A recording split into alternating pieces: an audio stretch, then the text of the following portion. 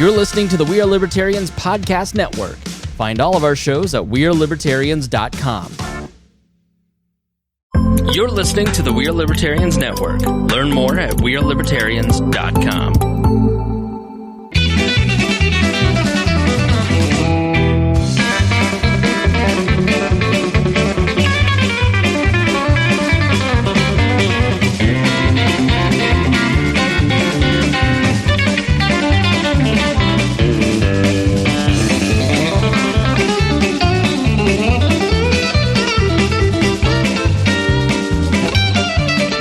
Welcome to the Boss Heart of Liberty podcast. This is episode number 264 of East Central America's favorite podcast. Jeremiah Morrell here. Sara Morrell is over on the producer video executive desk. Trying my best. Efforting. We use the term efforting. Efforting. Yes, we steal Kevin Lee's thing. Kevin Lee's word. Yes. Henry County's. Listen, Kevin talked into a microphone over at WMDH 1550 and did quite well for himself. I hear that guy's going to be successful. Here's the problem: Dakota Davis is not here. He's off keeping the lights on. So Sarah has to be producer. That means Zach has. I texted Zach today and I said, "Hey man, camera ready. You got to be ready for it." So welcome to the co-host chair. Yeah, I'm still wearing gym shorts. That's okay. We only shoot you from the hip up. I did put a clean shirt on, and it's not a fancy shirt, but it's a topical shirt. You are wearing your Moreland Free Fair shirt. Yes, I am. The Moreland Mud Fair this week, I hear. It's been a... I'll tell you what, it's not really muddy. Well, it's a little bit muddy in the fair. I didn't go today. But they've not let anybody park in the back, I'll call it the back 40. Yeah.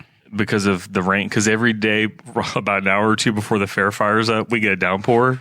Because it's summer, and so they're trying to keep that grass pristine. But so I assume they just tell everybody you have to park on Wilbur Wright Road, and I don't care if you go all the way down to I-70. Just keep parking all the way down. I was pretty darn close to the next farm up the road yesterday, and I am very creative when I park there. I find a gap between two cars that didn't want to get too close to each other, and I turn perpendicular to the road. And you just go transverse. I back it into the ditch. There you go. That's what happens when you drive a big SUV. You can escape quickly. All right, so you got to do Dakota's job. What are we talking about? Do the middle part of the intro. Oh, the middle part of the intro? Yeah. Okay, we're going to do a little continuation on the business series. We have a new guest in the studio that we got a little bit of an introduction in the Patreon, but we'll get a little more introduction in a few minutes with Mr. Hatfield. And we're also going to talk about the special session has wrapped up and what all fun things they did there. But first, we're going to thank the Patreon people because they're the ones that keep the lights on. It's nice and cool in here. It is. It is very nice. This show is about our lives in rural Indiana. We're here to push your boundaries and make you think as individuals. Sometimes we'll provoke you. Other times we'll make you laugh. But hopefully you'll always learn something new.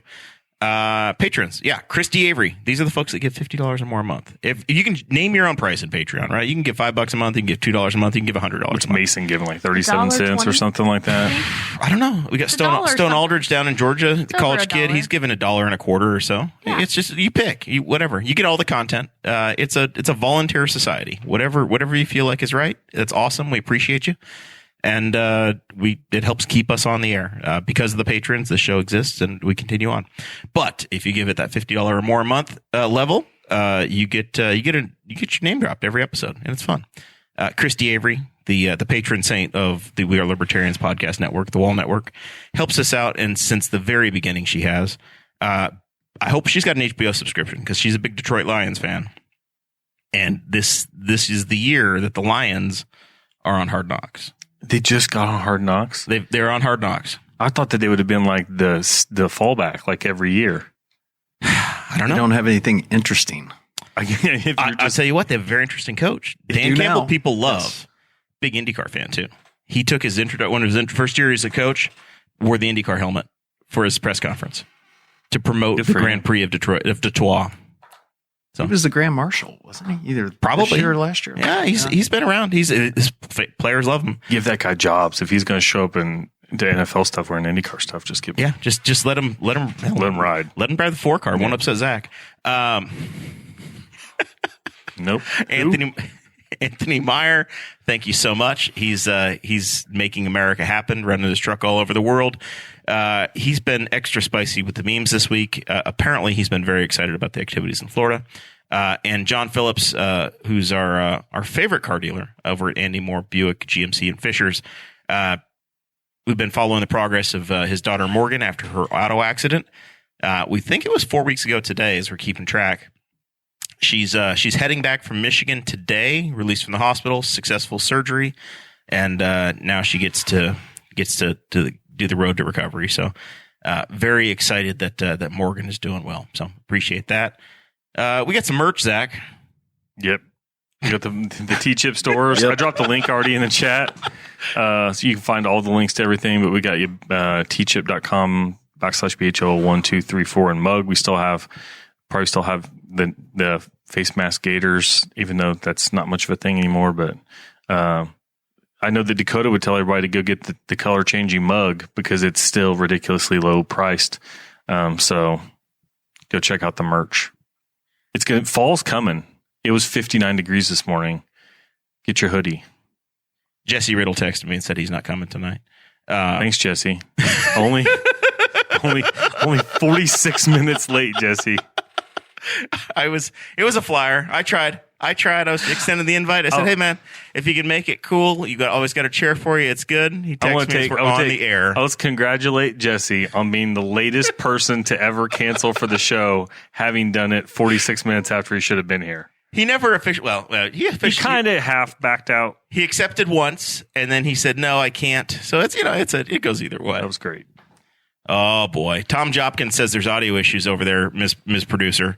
Yeah, I keep popping in there to see if I can hear it, and it's clipping. But I've adjusted the volume several times, and it's still like not as loud. Yep. It was clipping a little less. All right, I will remind everybody once again: this is a podcast. The video is a bonus. We try. We had some sort of a tragic failure 4 weeks ago. And we've been working when Zach went on his big vacation in July. Everything went to producer Chris came back and terrorized us, and we've not yet recovered. Apparently, he chose not to post as me on Facebook because I left my computer over there logged in. But he found out there are things to do, and we still haven't figured it out yet. So did we ask him like what he did? I don't know. This feels like an offline meeting, though. Not in the podcast, or at least in the Patreon portion. Yeah, behind the scenes. This is the big time. Send him a text later. But I'll remind you, if you're watching and you're having trouble with the audio, podcast will be up. Come back and listen to the podcast. That'll be great, and you get to see us in glorious high def if you pop in, and you can make fun of us. Yeah, Christy knows. Christy's in the chat. She says, "Look, they're efforting. Give them a break." We do need to say thank you to a new network sponsor. I came back in last week and cut a promo, so it may have already played if you're listening to this, but I think across the network, everybody's got a relationship now with Iconic Insurance. So this episode is brought to you by Iconic. 15% of Americans are left to find healthcare on their own. You might feel overwhelmed, lost, or frustrated, and if that's you, feel in control of your health with Matt Allen's help. Go to iconic-insurance.com/libertarians to get started. They're interested in the entire wall network, and particularly the folks here at BHOL. Lots and lots of our folks are independent small business people, farmers. You're listening to us in your tractor, and maybe you want to have a second look. So check out Iconic and give them a shout. All right, so let's talk to Jason a little bit. Jason, we're going to classify you as a businessman. Is that fair? You're wearing a collared shirt, so I think I might be a businessman. I think that would work. Yeah, I work in a business. How's that? All right, that works. Yeah, that's suitable. So yes. You're not necessarily from here, from this area, from Henry County. No, but you're an Indiana guy. I'm an Indiana guy. Yes. What are your impressions of this community? What do you know about the town? What do you see about it? How are 10,000-foot view? How is a place like Henry County viewed? Does it make the radar? Yeah, it makes the radar. It makes the radar because you get the biggest gym in the nation, but biggest high school gym in the nation. So going back a little bit, so whenever I was in high school or even junior high, Newcastle was a huge deal because of the Alfords, Newcastle High School. That was just a thing in Indiana. So Newcastle's always been basketball, and that's what you thought of when you weren't from here. I would, especially from Southern Indiana. Yep. Growing up in the Damon Bailey era, it was very similar to the Steve Alford. A lot of things going then, and course, Alford being at IU and me growing up. That's all, it was like you kind of connected Newcastle with the Alford name. Felt like a sister community just based on that. Yes, very much a sister community. And then driving around, I've always known it for the go-kart track. Reason to know it. That's it's a very good go-kart track. I've not listened to the Dale Jr. download yet this week, but I'm told that Newcastle got name checked 2 times. I started it like for 15 minutes of my drive over here. So I have not heard Newcastle yet. Patron and Andrew Bowman allegedly says that this happened in the Ty Gibbs episode. And the guest isn't usually until like almost halfway into the episodes, because they have the banter and stuff before, usually. This is very correct. But I think where I grew up in Bedford, Indiana, and Newcastle are very similar in just from driving around tonight. I came up early. I wanted to get a feel for the community. Because I haven't been here in a while. I came a few years ago and went to the Hall of Fame and did some things like that, but I haven't spent a lot of time here. I'm not going to lie. But just driving around, it reminds me of Bedford, Indiana, or just small town Indiana. Not necessarily small town, but middle town Indiana with the square. The differences that I see between my hometown of Bedford and Newcastle. Everything's brick here. Everything's limestone there. It looks the same. I went around the whatever side of the square that is. The race street side. Yes. And it's like you go around. How spectacular is it? We got an address that's on Race Street. Race by the way. Street is. Come on, guys. Yeah. I would want to live on Race Street.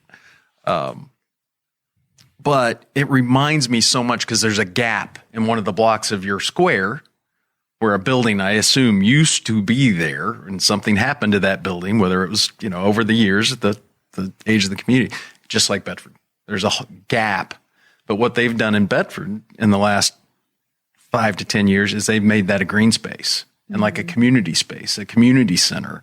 Like my high school reunion was there 3 years ago, and it was cool as could be because it was an outdoor space plus with a little indoor area. And I see this community as could have so much because of that downtown area. Like I said in the Patreon section, I feel like Bedford might be like 3 to 5 years ahead of where Newcastle is because they've started that process of revitalizing downtown, or they're ahead of the process of revitalizing downtown, bringing those restaurants down, bringing the things that draw people in. And it's not the chain restaurants, right? It's the local operated.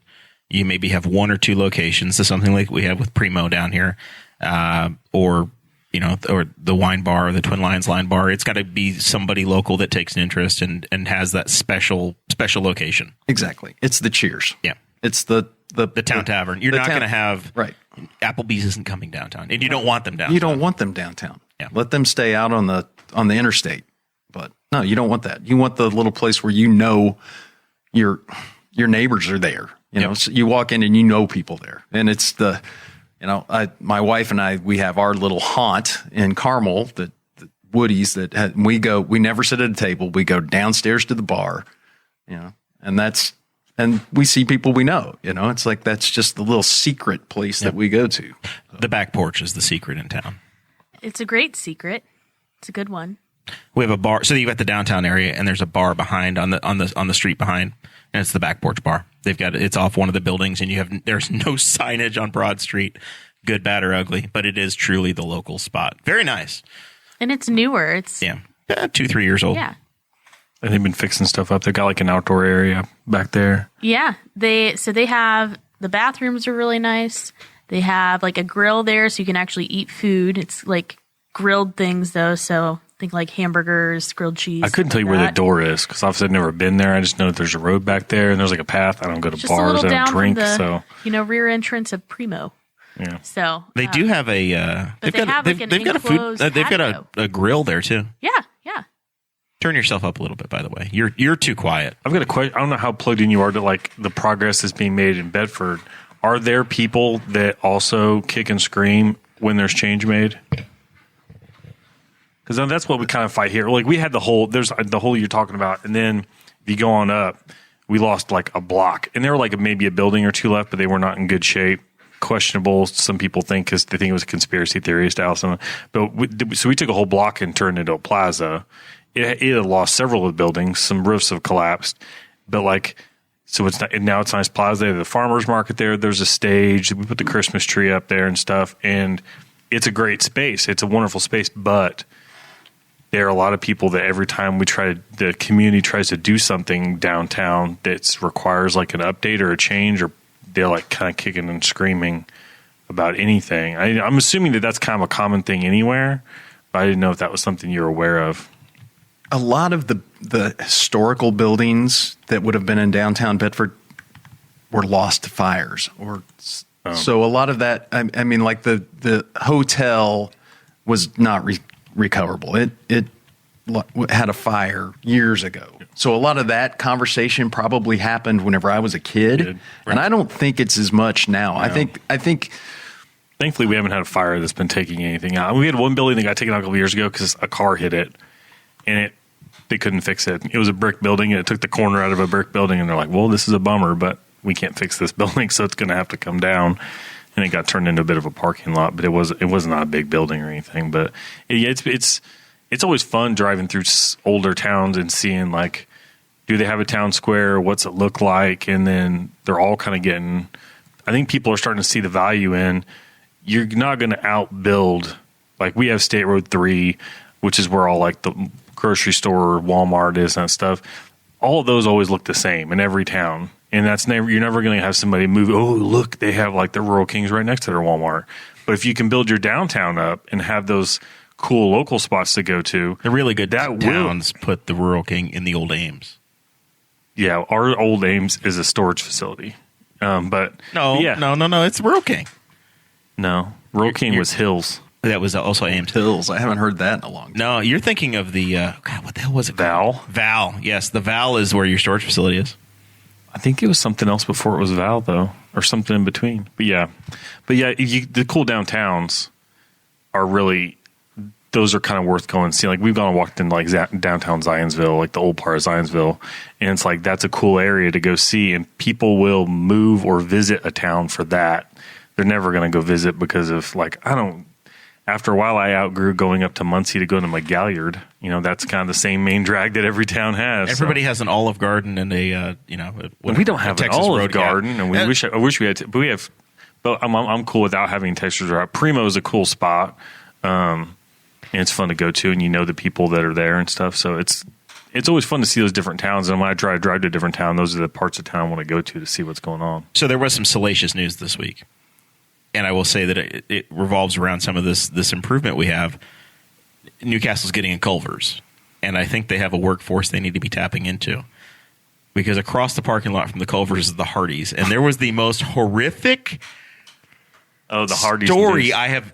The Courier Times is a positive newspaper. Yeah, they don't run things that bash businesses. They don't pick on people, and they took the testimony of about 4 pissed off employees. And laid out the most obscene, like just hosiery from the Hardees, not paying their employees, docking hours, firing people for complaining about their hours, their paychecks being short, and then one person they paychecks bouncing. The paycheck was short. So they said, "Well, here's a paper check," and they cashed it and it bounced, and then they went back, and then they went back, and they're like, "Not a problem," and like that Hardees. I'm like, I'm weird. They open on Christmas morning, and I find that bizarre. And they're just like, I know that they aren't asking people. Like, we used to have a grocery store in town that was open on Christmas, but it was a family-owned grocery store, and it was the family ran it on Christmas. So it was their deal. They were not bringing in all their other employees. If they were, it would have been voluntary. I doubt anybody on this Hardee's had. They also, it used to be where our Burger King is. They tore down the Burger King to the ground and then built the Hardee's exactly where the Burger King was, except they moved the counter like 4 feet to the left. but everything is exactly the same place. The doors are in the same place. They literally just tore a building down to rebuild it again. Even that I didn't understand. And it's not even a good setup because if you're in the drive-through, you're stuck. Like you can't get out. They could have reoriented the building or something. No. But yeah, they're not paying people, and then they're like, "Hey, I didn't get paid enough. You're fired." And like they're fast food employees. They don't have the ability to get short. Like one person got short like $300 on their check. Yeah, they don't. That's probably not like that's not 10% of their check. That's rent money. That's probably a sizable percentage of their car payment or their electric bill or their it's like what keeps them living. I want all the businesses in town to be successful, but it's a lesson how you treat your people, right? And somebody said the service has gone down in like the last month. Because, well, I wonder why. Yeah, because you're not gonna, and especially if we there's other places to go. So like eventually we're gonna be out of Hardees again because we lost it the first time. We're gonna lose it again. They can go to a warehouse and work for $20 an hour. Yeah, I mean Boar's Head, Draper, they're hiring, and like I said, there is a brand new state of the art building. Culver's is going in a walking distance away from where they are. And we got a new coffee shop coming too. Yeah. Scooters. There's a Scooters Coffee. There's the press coming downtown. I mean, there are options. I hope. I just know my Hardee's experience recently because I don't usually go there, but it was when Jeremiah was out of town. I was like, I'll just go grab breakfast there. It'll be quick. And so I get in the drive-through line and it's like 10:07 or 10:08. I did not get food until 10:40, but I could literally not go and I couldn't move because there was a line in the drive-through. Stuck in the drive-through. I was stuck.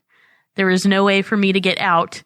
And then there's got to be just one gal working there that day because the inside was just as bad. And I was like, oh, well, I'm probably not coming back. And then you feel bad for those people because those people are trying. Yeah. And so I did not give her a hard time at all. I was just like, thank you. Have a good day. There was a sign. When I'm in Speedway, I go to Mug and Bun. And we went to Mug and Bun a couple weeks ago after going to like the zoo or something like that. We're like, we'll go to Mug and Bun. And they'd written on one of their windows, they said, be kind. The people who show up today to work are the ones that cared. Yeah. And it's like people need to remember that, especially like, you go look and sometimes you go in a fast food restaurant and you're like, there's 40 people back there and 3 of them are standing around. But sometimes you go in there and you can tell like they're running about half staff right now, and and like a manager didn't show up or something, and they're flipping out. And they are hanging on by a thread. Let's get through this together, guys. So just be like, please and thank you, and just be thankful for what you're getting, and just be understand. Tell them, I get it. You guys are having a day. I was just worried about them switching from breakfast to lunch, and I was like, well, you're standing in line. That happens. Like I'm going to be like, I've literally been here since 10 o'clock. Please help. I honestly think the only thing I've ever had at Hardees is breakfast.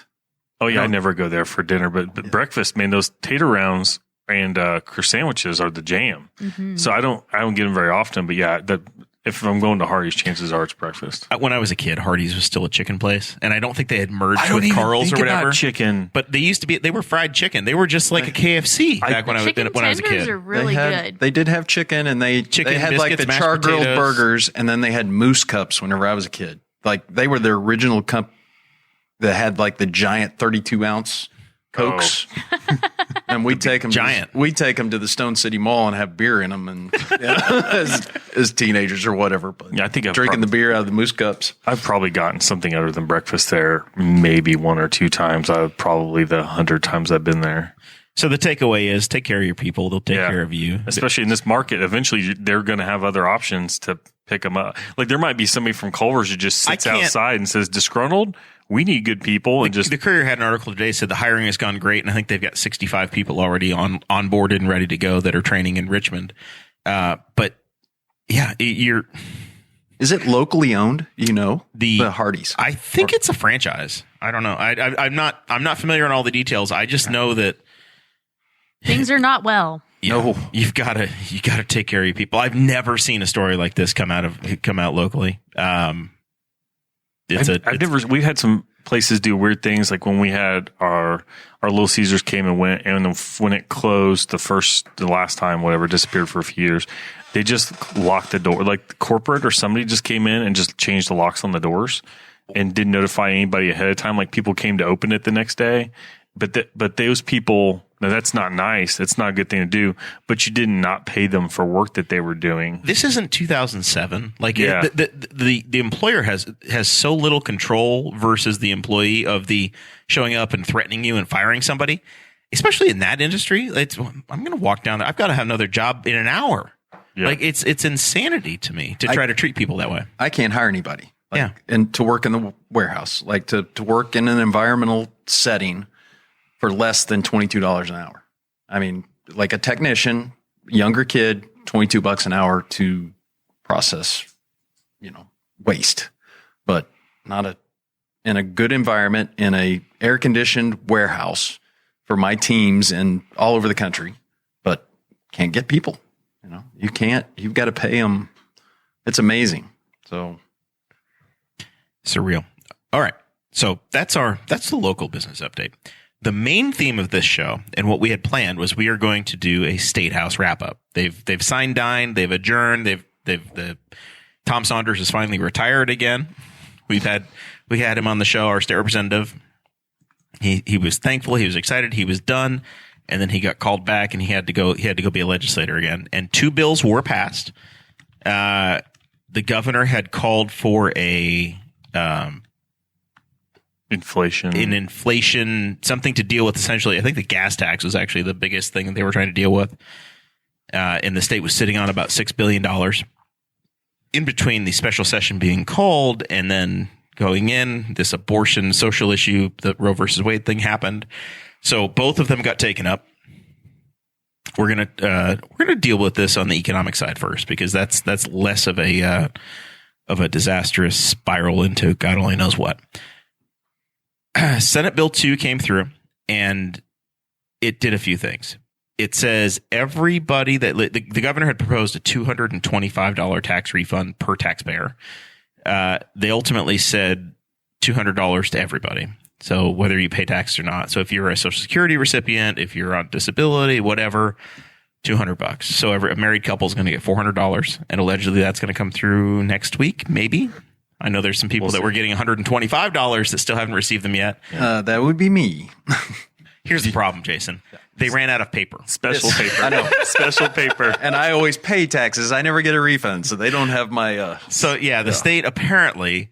Because we got a very small refund, but we got a refund. So ours is direct deposited, and I guess that makes sense that if you were generally paying into the state of Indiana, then they wouldn't have your information and they would issue a paper check. And they had to have, maybe this is like President Trump where he was going to send everybody a letter and they wanted to sign it himself. So your letter got held up exactly so that he could send it to you. But yeah, the state of Indiana has owed, how long have you been owed $125 since April? I guess so. Or 250? Yeah. So So now they've ordered more paper, and you're going to get like 250 plus 400, maybe $650 from the state. I mean, yeah. Yay! So congratulations. I love hearing about special paper. Yep, literally a piece of paper that somebody's going to be literally like scribble and hand it right to the bank. Like it's going to exist as a check for a short period. They're going to flip it over, take a picture with their phone, and deposit it. Yeah, it's done. It's going into recycling. The state could have solved this problem by just putting something online. Hey, go enter your bank information. Yeah. That's what the feds did with the COVID rebates or whatever. There was a portal. You went in, put your bank information. So then they don't have to worry about paper. I had heard that people were like, of course, I'm $125. We got ours instantly. I forgot about it.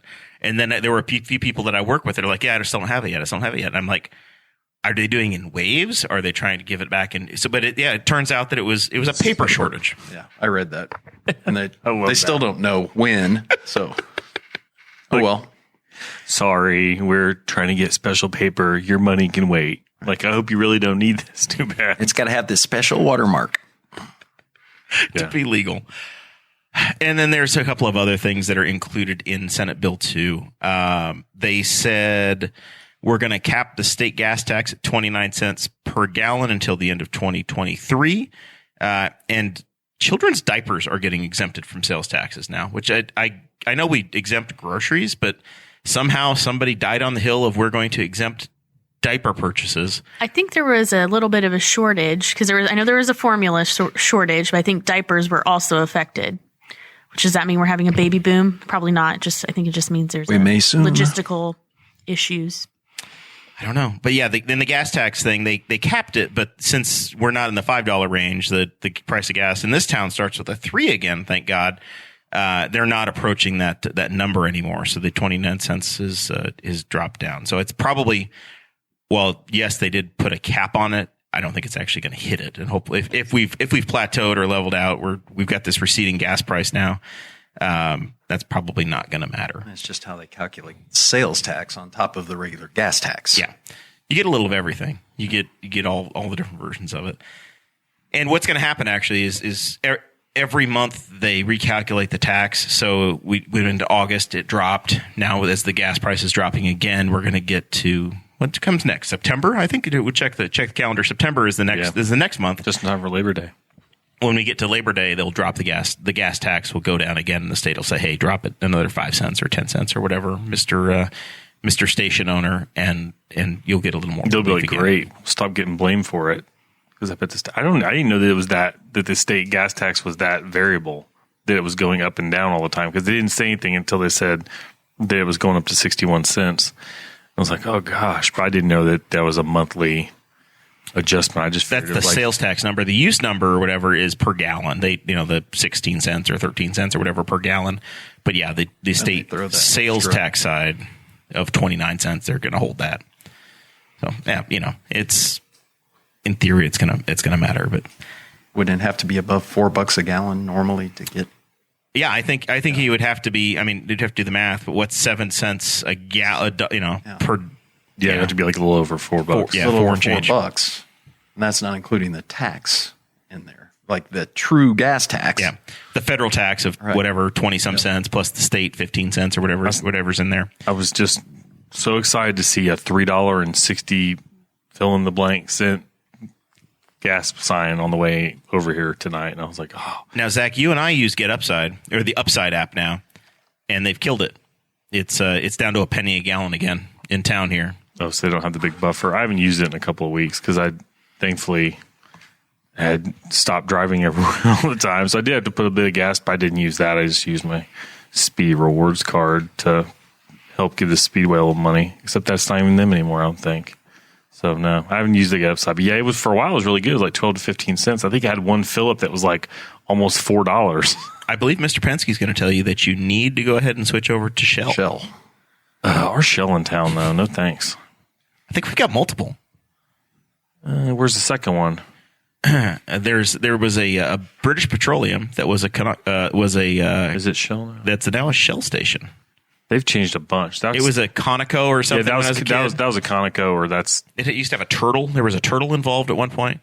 There are certain gas stations in town that have changed many times. There's one at 310 South Memorial, one at 2200 South Memorial, and one at 2037 State Road 3, which is also Memorial.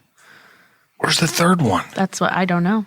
Boy, this is a mystery. Memorial is State Road 3. Okay. Yeah. So 2000 block would probably be Trojan Lane. Yeah. I don't know. That is correct. Your one that was like in the hundreds is probably the BP we were discussing. Yeah, it's just one that's at Indiana and 3. Yeah, Indiana and State Road 3. And then the other one, is there a chance that it's maybe the one up at Western Road? I believe kind of that. 200 north? Oh, that, yeah. Zach would never go there. I don't go out that way. I've been drive by there on the way home coming from the Moreland Fur, but otherwise, yeah, I've been up that way a little bit. Although actually, I towed my camper by there twice because I went up north for camping. But okay, correct. There we go.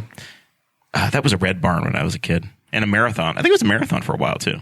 Yeah. These things a get couple bought of stations and sold that have been and like traded, flipped and tripled over 3 or 4 times, and I'm like, I can't keep up. But then there's some stations that have been the same thing the entire time. But yeah, I can't remember. Yeah, I would like an explanation. If there's a listener that can message in and say why in the hell these things change. I'll tell you what. Because there was a for the longest time we had a Sitco on the down in Spiceland, and that's a Sunoco now. That first, that one, the one that's, man, this is going deep way back, and sorry, this is like old. That was not a Conoco. That was a Cocaline.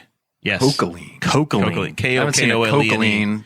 Yeah, we're talking when Zach and I were in high. This is 2000 something. Early 2000s. Not earlier. Yeah, it was a Cocaline. It was like a triangle kind of weird sign or whatever. Yeah, Cocaline. This may have been even before pay at the pump. This is like bring your cash. I mean, we still inside. have some gas stations in town where you have to flip the bracket down to start the pump, and I'm just like, wait a minute, guys. it's 1997 up in here. Like, this is some strange stuff. Yeah. It's so yeah. When Sarah and I went back to Messina, New York this summer, I pulled up to a Sunoco station and it was still full service. And they're like, it's been full service since Jack's? Yeah, Jack's like Sunoco. It's been full service since 1954. And he's like, get back in your truck. I got it. Don't worry about it. And it's in New York and not New Jersey. New York. That always throws me in New Jersey whenever you can't pump your own gas. Yeah, you're not allowed to. Oregon and New Jersey, you're not allowed to. But yeah, this is just hey, it's included. I would say in the last 5 years, I stopped at a gas station along somewhere coming to or from vacation that had had a pump that still had the scrolling numbers, not digital, like the actual analog. Yeah. And I was like, you put just enough in there to get to a station with modern amenities, because you're like, if they haven't invested in a new pump in like 40 years, I can't imagine what the bathroom looks like.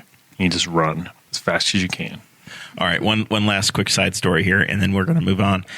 I went to lunch today in Richmond, Indiana, and I texted Mark Brim because I'm like, I think it was close to his old neighborhood, and it was La Mexicana restaurant, cash only, spectacular, fantastic food. I texted Mark, and I'm like, hey, buddy, I think I was close to your old house, and I was like, I may have been in danger, but it was great. And he's like, oh, the burritos there are awesome. It was his grandfather's auto garage. So Joe Brim's auto garage that he always talked about when he'd be on the show, restaurant. It's now a Mexican restaurant. So there you go. That's peak Mark Brim right there. Yeah, it was perfect. My spidey senses went off. I went in. I'm like, Mark's involved in this. Mark was like the marketing guy. He was a marketing guy for like Earlham, so he did like audiovisual stuff. And he moved to South Dakota, and he's an organic farmer and vlogger. And vlogger. He's attempting to be. His father-in-law is an organic farmer. He is learning to be an organic farmer. He's organic farmer in South Dakota. Yes, Garrett's right in on South the Dakota. Minnesota line, right? He's got a YouTube channel where he vlogs, and it's really interesting because they're like a lot of times they're like 6 to 15 minutes. They're pretty short, and they are. Mark? There's one Mark. There's nobody like Mark in the world. I hear organic farming. I think Colorado. That I'm thinking a completely different thing. Yeah. No, it's the Clueless Farmer on YouTube. Check Mark out. So anyway, it was Joe Brim's Garage is now a Mexican restaurant, and it's spectacular. It is worth the trip. Bring your cash because there is no way to pay other than that. Okay, we dodged this topic long enough. Senate Bill 1. This tells you how the priorities got out of order. Senate Bill 1 is not the thing that they called the special session for, Zach. Yeah, those things got flipped around. Senate Bill 2 was the economic one. Senate Bill 1 became the abortion. I mean, they finished the session, and I had to wait a day or two because I was busy doing something. I think I forget what I was up to, and I'm like, are they still doing the refund? You literally didn't hear anything about the refund. I completely got lost in the shuffle of we need to pass an abortion law right now. It was so. I don't even think I knew about it passed the final pass because I was doing something else. I didn't turn on the news for a couple days or whatever, and then Twitter just blew up, and I'm like, I thought that they were still negotiating language, and my brother's like, no, here, and he sent the thing, and it was like he had signed the law, the SB1. And I was like, well, I guess that's not the case anymore. Because, I thought, sometimes the laws will bounce back and forth a little bit when they hash out language, and they were still trying to argue some of the stipulations and the rules on it. And I was like, oh, maybe it's got another day or two. Maybe something will get a wrench thrown in it. But no, it was being signed. So the ultimate thing that got passed, because there were a lot of different folks on multiple sides of, hey, don't do it at all. No, we're not going to allow any abortion at all. No rape, no incest, no whatever. And I will say personally, this is a topic that I really wish the state wasn't involved in at all. But here we are. Ultimately, the state said after 10 weeks, not going to happen in Indiana unless it's rape or risking the life of the mother. I'm fact-checking at the rest of the room here. I thought it was even 10 weeks in cases of incest and rape. It has to be done by 10 weeks. Within 10 weeks. That's even more egregious. I reread it like 3 times today, and I'm pretty sure that's how it... Yeah, so you've got a 10-week clock, and that's it. Indiana is the first state to take any action legislatively. Kansas did a voter referendum, but Indiana is the first one where their General Assembly and governor have weighed in and put this in place. I don't know where this needs to land. Like, I don't know what the right answer is and what the state's right answer is, but the part that's irritating to me most is that it happened in the summer of 2022 and not after an election, not after having a cycle where we have, as a community, we're supposed to be having a conversation right now. I feel like Tom Saunders retired and, Corey Criswell and Nan Polk are running to replace him. Yeah. And they should be having a vigorous debate over this. And the people of our area should say, hey, here's who we want to represent us. Here's the views we have. And we just keep short circuiting what, the public process, the public conversation process. And the same thing when they passed, when Roe versus Wade happened in the 70s, instead of having a legislative process, they took it out of those hands. And we're doing that again here where Indiana just says, nope, we got the votes right now. We're going to do it. And it is what it is. And I know you can undo it. You can change it, whatever. But I feel like this is such an important issue that they could have said, hey, status quo for another 6 months. And we can have this conversation and have the opportunity for let it be debated folks to run for the elections. That care about the issue to let it motivate them enough to actually get out and run. Because I think 2 years from now, this politically may be a very real issue for Republicans of overreaching. And I don't know if they even have taken the temperature of the state, because it's been like a big deal. It's been like a bullet point on their political materials for like years, but they haven't actually. It's an abstract thought. It's an abstract thought. It was never an actual. Yeah, it was like here's the check boxes of things. I'm a Republican, so these are the things I'm I like pro guns, 2A, I'm pro-life. Yeah, I'm pro business and and so, but they never. And then initially, when the Roe v. Wade decision went out, somebody like placed calls to almost all the Republican legislators and only got like one actual and just like, can you please give me your statement on this topic now? And only like one of them had a statement even ready because they didn't think that they were ever going to, that some of them had that as a statement and they didn't necessarily even believe it because they just didn't have to. It was like, I'll just say this because I don't have to back it up. It'll get me votes. Yeah, it gets me votes. If I want to run in Henry County, Indiana, this is the position I have to have. And if I want to win in Hamilton County, Indiana, this is the position I have to have, right? It's just the reality. It's exactly that. And Republicans like in Hamilton County are going to have to start moving to the center. Because the younger, what we used to call yuppies, it's becoming much more Democratic in Hamilton County than Republican. The liberal college educated is coming in, and those that are supporting these types of laws are going to get run out of town. Yeah. I mean, it's just a matter of time because but hopefully, sorry. We've learned. Oh, this is the mic's forum. Yours, man. And then their part. I remember being shocked. I think I ran a marathon right around the time that RFRA hit the fan, and being shocked because that race ran down North Meridian and right in the vicinity of the governor's mansion, and how many houses had anti-RFRA signs in their front yard in the governor's neighborhood, in what you would think would be the most old guard Republican neighborhood maybe in the state, because it's just old money. Yeah. And I was like, these are people that I bet actually are Republicans, but these are issues that they are even thinking that, I mean, society has kind of moved in certain ways on certain topics, and like people are upset who are their vote. Like, these are the people you've been kind of pandering to, but some of them are not happy about this. The Kansas referendum did not go the way that I think a lot of people thought it was going to go. And so, yeah, they just turned it into, it's going to be a big topic for the next couple election cycles as you get through all these people through. It's going to be big on national, big on local.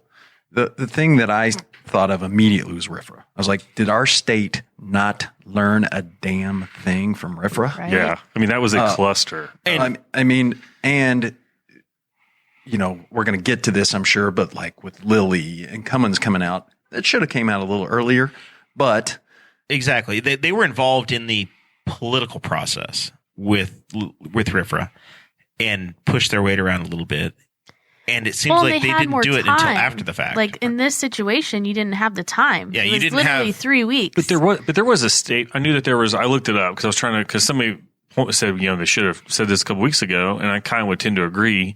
But there was, and it was being circulated by the ACLU, and maybe they don't want to tie themselves to a specific, but there was like the ACLU gave them a list of here's 200 companies and businesses in the state that are not about this. They do not want you guys touching this. But it was like Lilly and Cummins know that when it comes to heavy hitters in the community, they are kind of two of the biggest, and especially Lilly in Indianapolis, for them to say, we're just going to start putting our new employees in other states. We're just not going to have them here. But at the same time, you knew that was coming. I don't think anybody was going to think, oh, yeah, Lilly's going to be, they were ticked off about RFRA and anything else, but they'll be happy about this. And so yeah, they should have said it a little earlier, I think. I agree with that. Yeah. But their statement wasn't surprising. I don't think anybody thought they were going to come out being for it. So but at some point, it's going to be like RFRA. How important is that economic piece? The economic piece that's going to get hit because of this law. How quick does that affect some of those votes and it getting maybe overturned at some point or changed at some point or amended? My whole thing is there was like a statement in the article. It was like most Indiana residents support it. And I think if that's true, why wasn't it a referendum? And then I've heard Indiana's not a referendum state, right? Exactly. We don't do that. But and what we've built a political system. I'm very much a pragmatist where I look at it and I just look at the way things are versus the way, ideally you'd like to have them. But we've built a system where you have 50 state senators and 100 state representatives with districts that are incredibly safe. So if you win the GOP nomination in many of these communities, you're going to win unless something goes horrifically wrong. Straight ticket voting alone with the people that just blindly go in and say, I'm on Team Elephant. They're going to punch your ticket and you're going to go through. Whoever wins that primary is going to be the person. And ultimately the folks that have identified the abortion issue as their number one thing have gotten their people elected. And it's been a very long strategy, and you see that, okay, this is the way it is. The question I have is, okay, what happens in the next 3 years? This cycle, you haven't had time. The primary was in May, so if you were on the ballot this year, you put your name on the ballot in January. In January, we didn't have the crystal ball to say, hey, Roe versus Wade's going to come out. So you didn't know this is going to be this massive issue. It very much parallels the wind issue in Henry County in 2018, 2014. I don't even know what year it was at this point. Last decade. 2016, 2018. The 20 teens in this state. Yeah. Where mid-cycle, this massive issue hit, and it took a full 3 years for an opposing group to form. And that's what's going to be very interesting to see is how organized and does this create a political shift in Indiana where some of these legislators have to be responsive and this comes back around. And it may not necessarily be Democrats taking over, but it may be some primary challenges in 2024 on the GOP side. Central. Yeah. See more centrists jumping in. And where does that come? Tom Saunders voted against it, right? He was generally, towards the center of his party, really, really interested to see and how this plays out in the future. So this, going to the central thing, I go back to like Mitch Daniels, and he wouldn't have even called a special election or a special session for this. I don't think he didn't get bogged down in the social stuff. Right. This is the first time I felt that Holcomb got pulled into it. He's always kind of stayed. He said immediately though, before they even, they already had a special session coming because of the refund thing. He said immediately, he's like, I don't have any red line that you can cross on with an abortion law that I won't say yes. He jumped in real quick. I think he sees it at this point as that's something he'll be able to point at as a legacy thing that we got this through, that we're the first state to pass an abortion law after it. So I think at this point it's a resume item for him. And what happens with state government. He was Mike Pence's lieutenant governor. Yeah, he's moving on. That's he was also Mitch Daniels' political guy. but he was some of Mike what Pence's lieutenant governor. But some of what he did when he came into office, and I can't remember particulars, and somebody probably does, is he undid a couple of things that Mike had done like right away, or just say, we're not dealing with this. And I think he just undid some stuff that was kind of social issue stuff. So it was kind of a weird thing where he's kind of stayed back a little bit and then came in on this, and he was all in right away. So. He's on his way out though, so he's not running for re-election for that. So, but does he have national aspirations? National, or before he was elected, the governor thing, that was a miracle that Donald Trump picked Mike Pence. That created an opening where Mitch Daniels was able to slide in, but he was running for a U.S. Senate seat, right? So it's very possible that the seat that Todd Young has now. That was his aspiration in 2016. All right, question for the room. Is there any backlash at all? Does this change anything, Sarah? Does it change the fall elections? Does it create any momentum for folks like Nan Polk, or is it going to matter? I mean, I would kind of hope so if that's your issue that you're passionate about, that would be something that you would consider, but generally, the people who are super passionate, at least in my experience, have been the ones that are more pro-life and would be like, yes, this was a great law. Let's keep the people in the place. So, but that also may be from being in a somewhat like kind of religious background growing up and knowing those kinds of people that are definitely on that side. But I see other people too that are like, this is a sad day for Indiana and a sad day for like my country. Like they don't even want to live here anymore. Because of that. And you hear that, and it's more of a defeat. It's not a, hey, I don't hear it.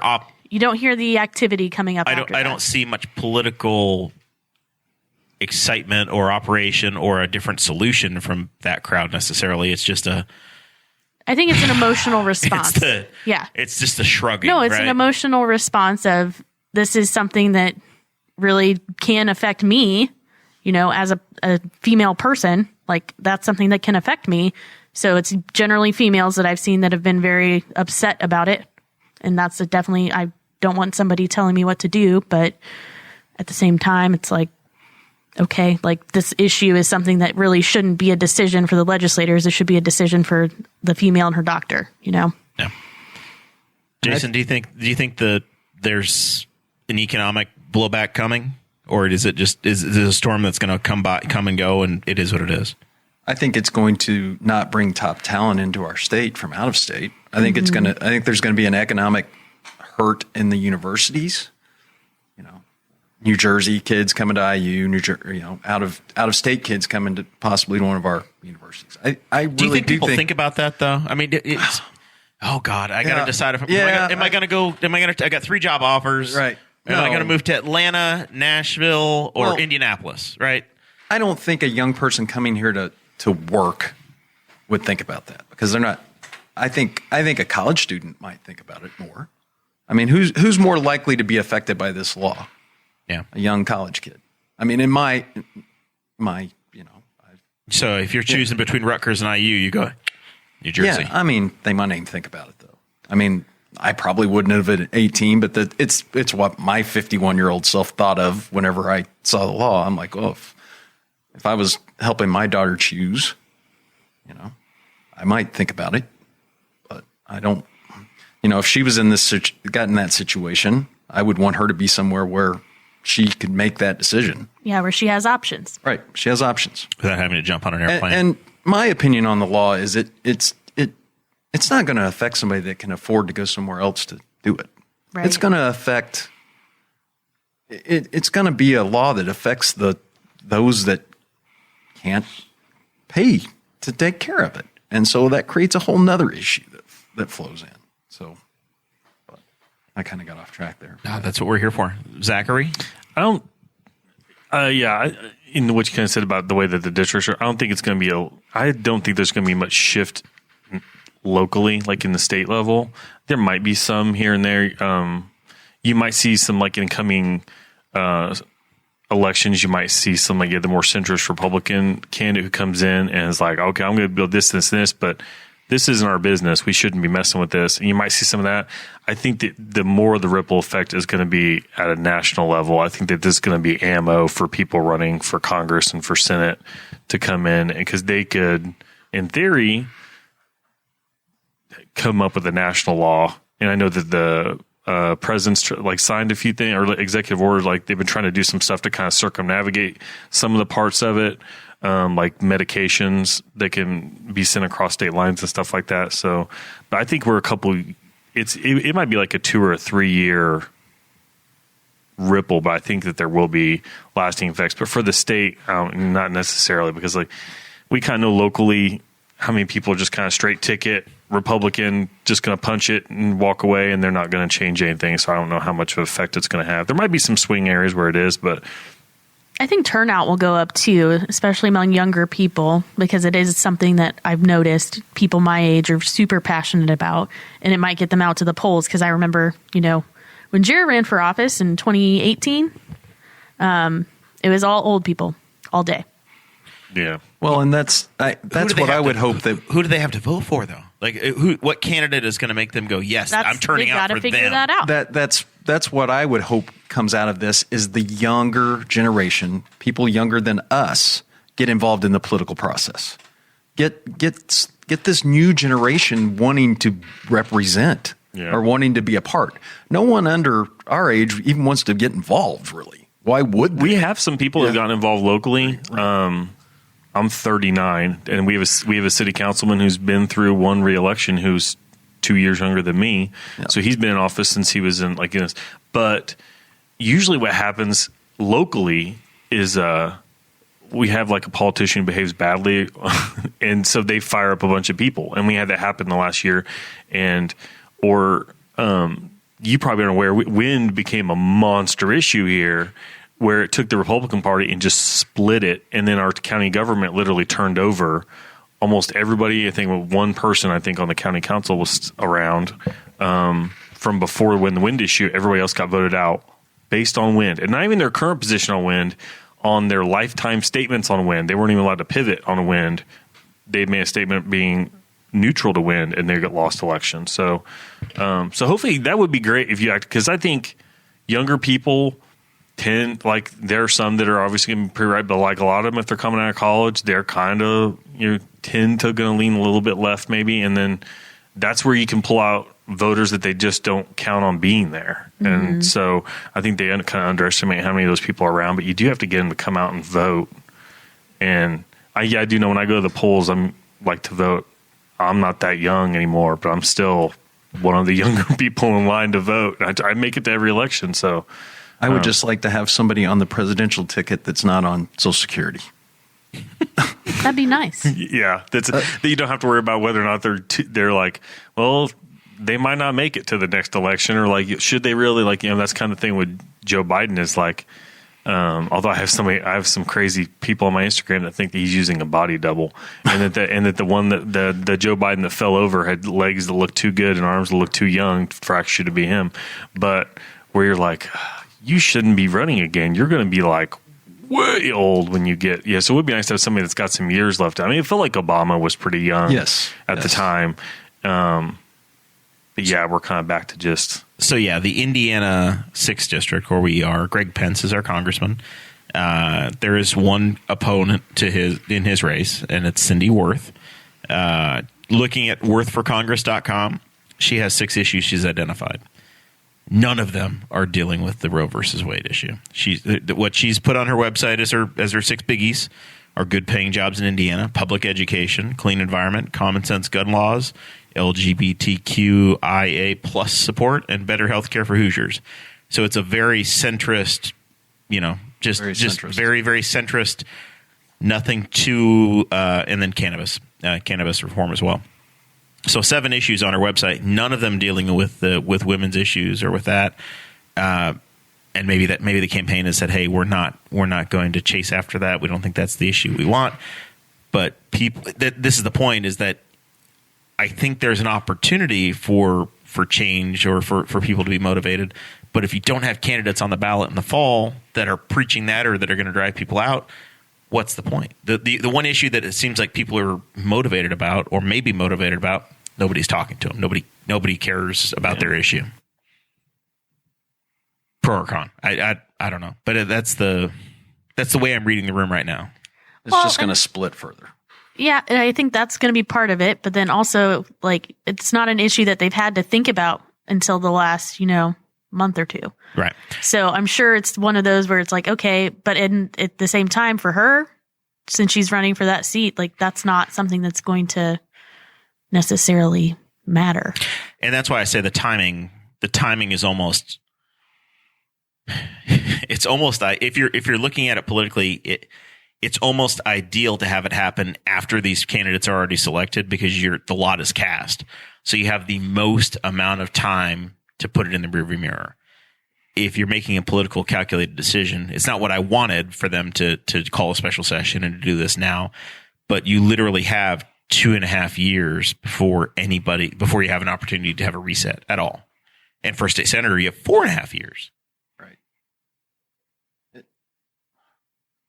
Because if it would have happened before they were choosing candidates, if this had happened 12 months ago, or where the Democratic Party was going to put money into their candidates, picking their strategic races and seeing where they've got a chance. So those strategic races may be more here now than what it would be. Yeah, what it 8 months ago. What it was 8 months ago, right? Well, we'll continue to watch it, but it is, of course, still more on the local level because it was the locals that did it. Yes.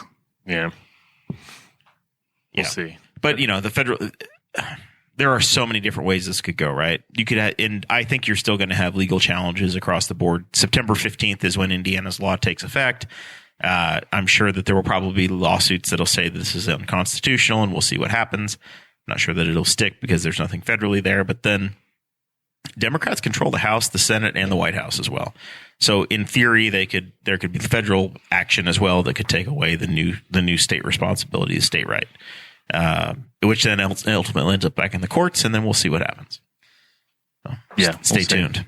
This isn't the only week we're going to talk about this. We try to focus on local issues as much as we possibly can on this show, but local issues turn into state issues, and this is one that's cycled on. And this is one of those ones that I guess even looking at either side, they both kind of like to. I mean, like I remember that one of the things they tried to do is there was a vote to take out the incest and rape clause, and 39 legislators voted to take that out, and I was like, wait a minute, there were 39 people that think like, oh, your dad had sex with his daughter and got her pregnant. She should deal with that. Yeah. That's her thing to deal with. Yeah. And I'm like, and I don't understand how anybody's brain fathoms that. There were people that said, hey, you can do this, but you need to sign an affidavit telling us what happened. Like, who did it? You need to rat somebody out. Yeah.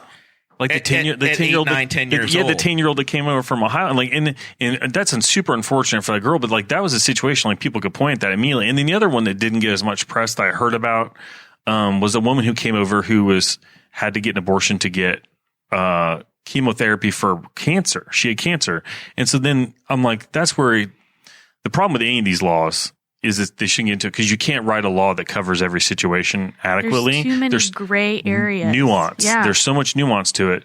I'm like, okay, so how threatened does her life have to be? Because maybe, she might not die.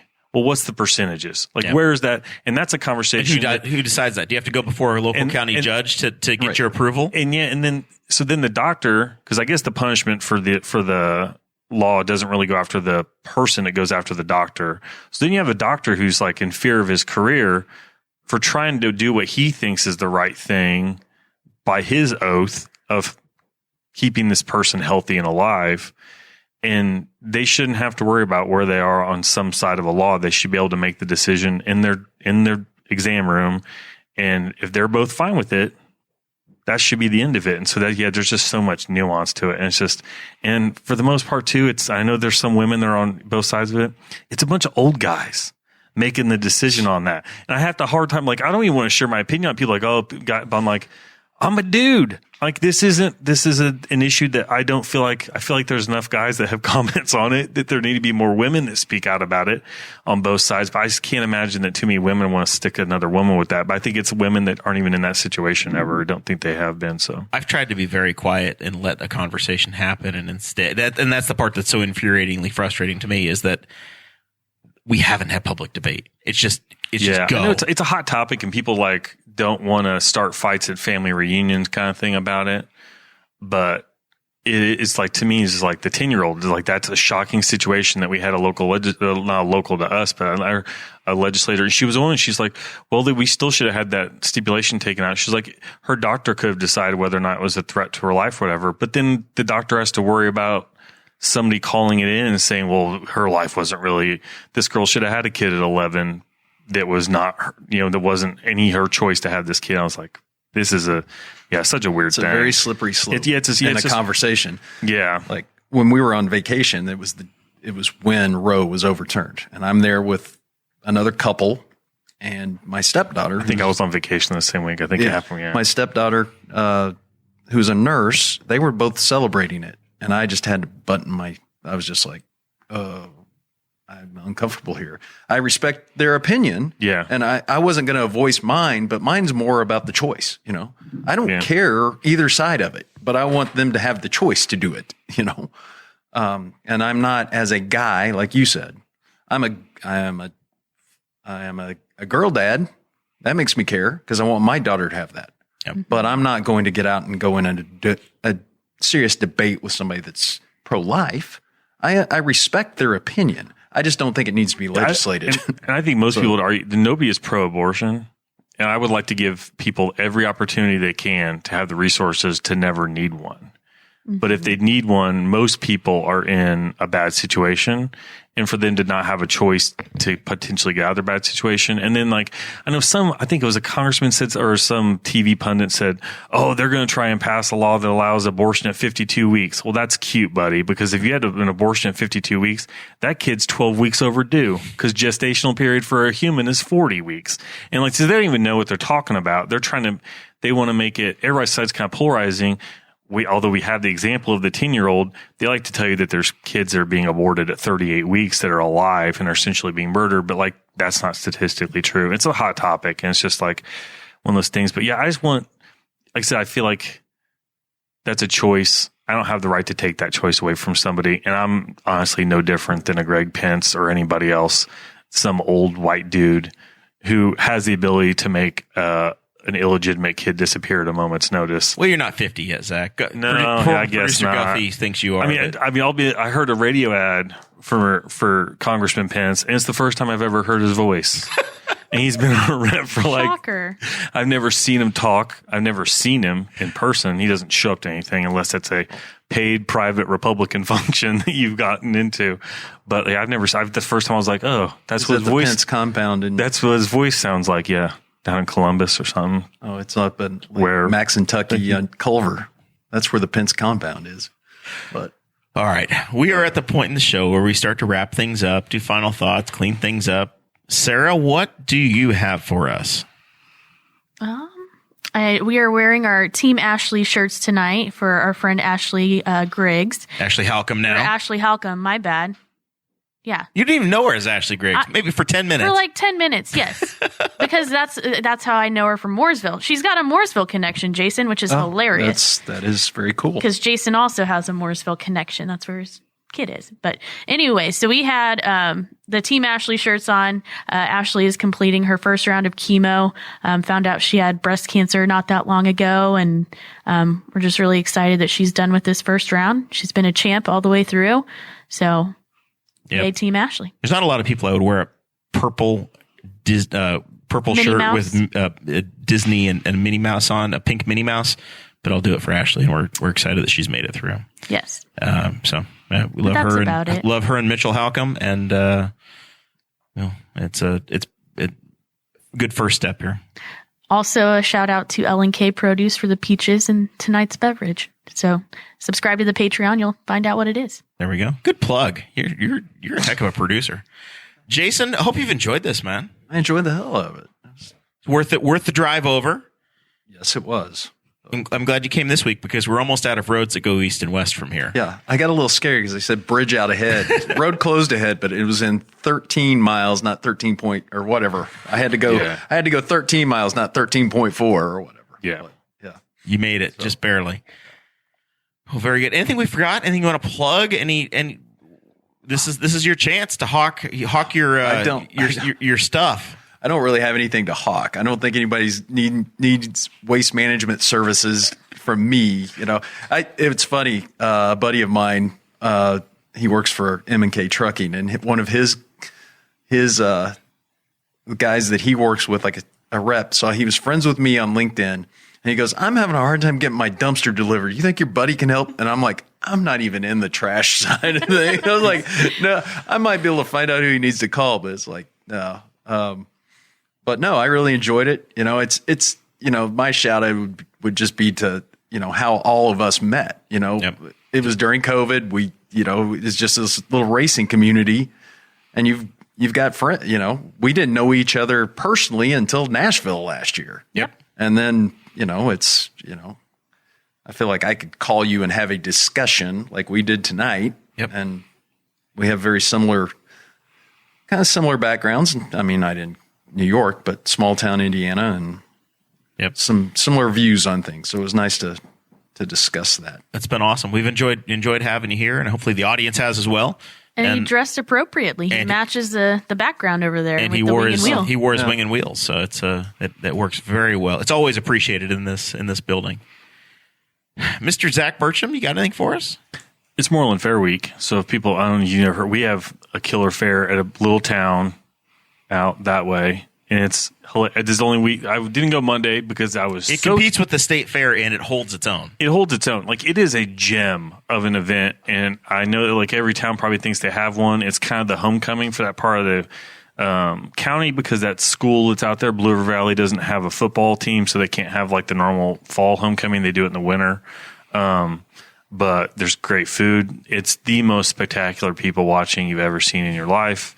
Tonight's the best part of the fair. Tonight's the truck pulls. So I guarantee you there's some 17-year-old kid who took his dad's truck off the farm and he's about to blow out part of it. And his dad's going to find out that he's out 15 or 20 grand. That always happens. That was my favorite thing. To see. And I saw that Cade Coger posted a picture, and he still has his truck, so he evidently didn't break it. But Cade Coger had a picture of him taking his truck to the Sulphur Mud Ball, or to the Moreland truck pulls. That was so much fun. But so if you're in the area, go out there, try out, go get an elephant ear from the Blue River Valley Band. Or the cool thing about that fair compared to like the state fairs, the locals have their own stands. And so the fire department, fire department does foot-long hot dogs. The band sells elephant ears and walking tacos. I think it's the Optimists sell ice cream cones. And then they have a big, and it was funny is you get the old timer syndrome.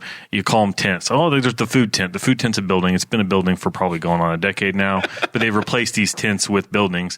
And every night a different group runs that area. And there you can get burgers and tenderloins and fries. And so I'll be out there the next 2 nights enjoying myself. I'm super happy that it's no longer 87 degrees with 105% humidity. It should be delightful to be out there. So if you're a runner or a walker, go sign up for the 5K. Go talk to Terry Wallen. I heard you were in charge. Are you? He was trying to recruit me to run the 5K. The only concern I have with it is that it's the first or second weekend of August, and I was out of the state for like 15 days in July. And maybe more. So I wasn't around a lot. I'm riding around a lot in like the final couple weeks before. But he told me yesterday he might have somebody else that wants to run it but wants help. How cool is the medal, though? I judge all my 5Ks or They races. don't really do. You don't even get a medal for that one. But I'll tell you what. It's there's a parade. Do you get an there's a elephant parade. You can get a medal if you win your age group. That's not going to happen. The medals aren't crazy out more. I'll tell you what. Here's the nice thing is one. It's like. You kind of get spanked because it's a lot of you kind of slow down a little bit. All the cross country teams would show up. And so you just be like, oh, the winner did it in like 15:22 or something obscene like that. But you run into everybody you see out there. And then we had former or a guest of the show, Joe Wiley was our highway guy for a while. The road got paved that we ran on one year, and I was like, just as far as we needed it for the 5K because Joe ran the 5K, and I was like, you know what, Joe, I appreciate this. I really appreciate not having my ankles get broken on this road. So it's cool you just see all the same kind of people, and then I hang out all day there Saturday because I'll run that, and then I'll come back for the car show, and I'll never go home, and I'll stay for the fair all day. But the Moreland Fair is its own crazy thing that people just don't understand unless you go and kind of wrap your head around what this thing is and how long it's been around. It's approaching 100 years. Moreland is a town of 400 people, 500 people. It is a tiny little map dot. But they have the biggest fair in the county. But it has our Henry County 4-H fair is truly a 4-H fair. So this is the county fair, and it takes place in this little tiny spot. I was a vendor out there for many years wearing my political hat, and I've spent so many nights talking to the same people at the Moreland Fair, and it's like a family reunion. We got free flashlights. That's what somebody posted today. A friend of mine who was going out there. He was the band director of Blue River for a while, so he would operate the elephant ear tent. And he was like going out to the family reunion today, and someone was like, and somebody else in the text, I was like, what? I'm like, they're going to the Moreland Fair. I call it the Moreland World's Fair. Just to be, and they even have like their own little 4-H component where they have people that bring in vegetable stuff. I never quite understood that with the state fair already going. It's an open class. You can be of any age. Jason could bring his tomatoes in next year. But people want to laugh at me. I rode one ride with my kid yesterday. It was what I call the Spider. They call it the Black Widow. And I literally was done, not functional, nearly passed out. I was done for the rest of the night. Too many G's? Just like the octopus ride thing? Yeah, the octopus ride. I just don't do fair rides, and I don't do repetitive, and this thing just spun me. It's operated by the family of legendary IndyCar driver Tony Kanaan, so I don't know what you're worried about. Yeah, Lawrence family. The Bowlanders, I'm still waiting for Tony to come out to the fair, though. He has never come out to the Moreland Fair. We need to get him out there. I heard they were all at the state fair last night. Yeah, that's the thing I've always wanted to go to. Yeah, I saw Rossi was there. Sculpture was unveiled. But yeah, I rode that ride at 5:30, and then I got off and I started to walk towards the fair. And I told my wife, "It's like I need to sit down now." I sit down, I have a running watch. My heart rate was 147, and this was like 10 minutes later. I sat down for 50 minutes, just staring at the ground, scrolling on my phone, made me dizzy. Got home at 8:30, went to bed.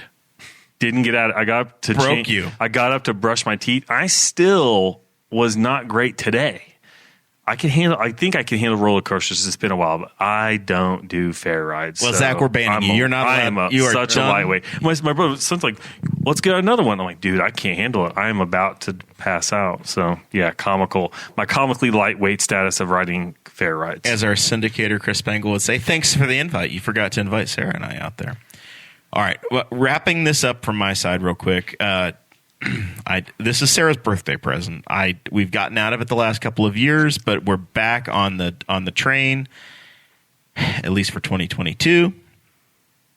Sarah and I will be helping with the Darrell Lyons Memorial Mud Bog in Sulphur Springs, Indiana. I'm going to be the assistant to the announcer, the backup announcer. So if Greg Phipps needs a pee break, I'm gonna do my best to speak. We all work for Katie Jo Phipps, and she's really going to be in charge of timing and scoring. But there is a $5 admission mud bog benefiting Jefferson Township in Sulphur Springs, Indiana, Saturday the 27th of August. I believe ATVs are going to start around 3:30 or so. Trucks 5 o'clock, 5:30, and if it goes past 2 in the morning, I'm going home. I swear to God. But it is It an has adventure. lasted quite a while before. I've never seen it. I've never been to the mud bog. Well, you need to come out. Have a good time. I think I'd be done with about an hour of that. I do love the truck pulls, but I've never done a mud bog. Do they have a ham and bean dinner, or what's the dinner that they have out there? Yep, I think 4:30 or so, 5 o'clock in the afternoon. They've got a ham bean tent. They've got a ham and bean tent at the Moreland Fair too. It's not a tent anymore; it's a building. But they got ham and beans every night out there. Well, we didn't get invited, so we wouldn't know. I'm there. Except I'm here. We'll be in Charlestown. Children 6 and under are free as well. Yep, this weekend we're back to the camping thing. So we're going to be in southern Indiana, going to Charlestown. There's rumor that maybe we're going to be going to Churchill Downs to check out the Arlington Million, whatever the heck that is. You're getting better weather than I got last week. And I've got full hookups. I can take a shower that lasts for hours. I took like 4 showers last weekend. All right, guys. We appreciate you very much. We'll be back with you next Thursday. We'll see you then.